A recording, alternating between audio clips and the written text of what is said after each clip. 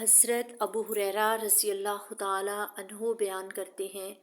کہ میں نے رسول اللہ صلی اللہ علیہ وآلہ وسلم کو یہ ارشاد فرماتے ہوئے سنا کہ کلونجی میں موت کے سوا ہر بیماری کے لیے شفا ہے۔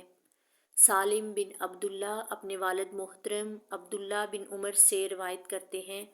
کہ رسول اللہ صلی اللہ علیہ وآلہ وسلم نے فرمایا کہ تم اپنے اوپر ان کالے دانوں کو لازم کر لو کہ ان میں موت کے علاوہ ہر بیماری سے شفا ہے۔ سیرت کی کتابوں میں ذکر ہے کہ نبی کریم صلی اللہ علیہ وآلہ وسلم خود بھی طبی ضروریات کے لیے کبھی کبھی کلونجی کھایا کرتے تھے،